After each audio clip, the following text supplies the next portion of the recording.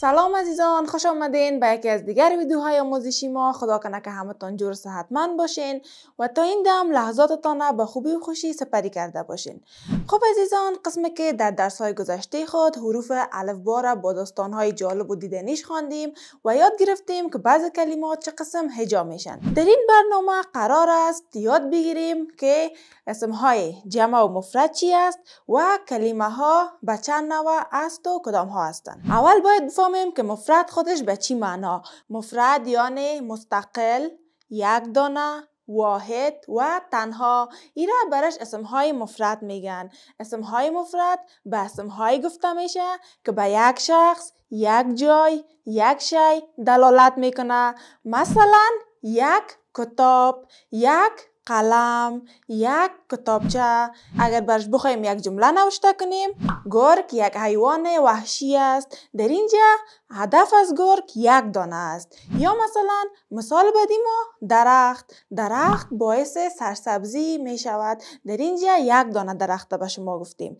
یا مثال بعدی ما کتاب، من هر شب کتاب مطالعه می کنم. در اینجا کتاب هدف ما یک دانه کتاب است. این بود اسمهای مفرد که بر یک چیز، یک شخص و یا یک مکان دلالت میکنه.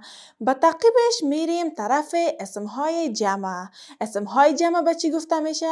به مجموعه از اشخاص، اشیا و مکانها به کار میره و ما میتونیم اسمها را با پسوندهای ها، آن و گان جمع کنیم. مثلا انسانها، کبوتران، پرندگان، اینها تمامش اسمهای جمع هستند. و یک چیز یادتان نره که ها نسبت به هان و گان بیشتر مورد استفاده قرار میگیره. چرا؟ به خاطر که ما میتونیم ها را در هر کلمه استفاده کنیم، ولی آن و گان نمیتونیم در هر کلمه ما استفاده کنیم. مثلا گوها، ما نمیتونیم میره گوان بگوییم. یا مثلا کلمه دیگه ما میز، ایره میتونیم بگوییم میزها، نمیتونیم میره بگوییم میزان. حالا نوبت رسیده که به اسم جمع و مفرد به شما یک مثال بگویم تا ای که شما بهتر بفهمین. مثلا درخت سبز است. در اینجا درخت اسم مفرد است و اگر بخوایم میره جمع کنیم میگیم درختان سبز هستند که فعل ما با پسوند نون و دال جمع میشه. مثلا بگوییم خوردن، رفتند، اینا که هستند پسوند نون دال که میگیره جمع میشن. یا اگر یک مثال دیگه به اسم جمع بگیم، کبوتران زیبا هستند. در اینجا سعی کنین که هستند پسوند نون دال گرفت. کبوتر یک دانه، کبوتران چندین دانه یا بیشتر از یک دانه که شد بر از او کبوتران میگیم.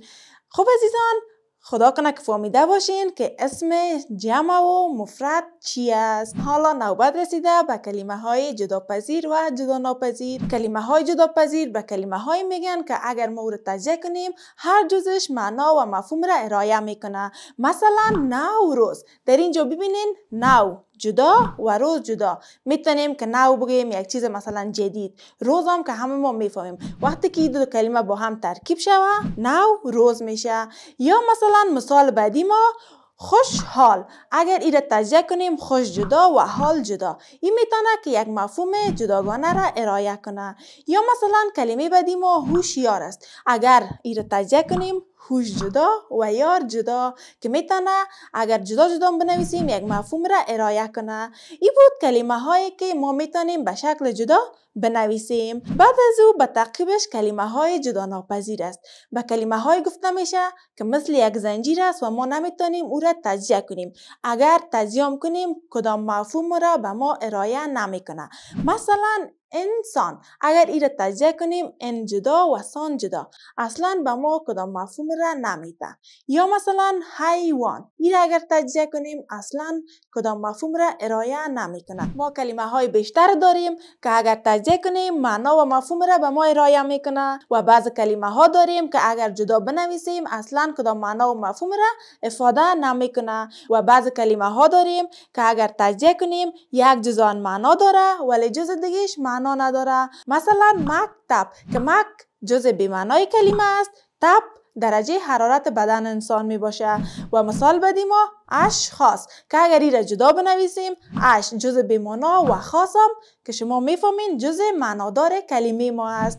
و کلمه بدیم ما کتابچه که اگر این را جدا بنویسیم کتابش علایده و چه علایده که در اینجا چه جزء بی‌معنا و کتاب جزء معنادار کلمه ما است.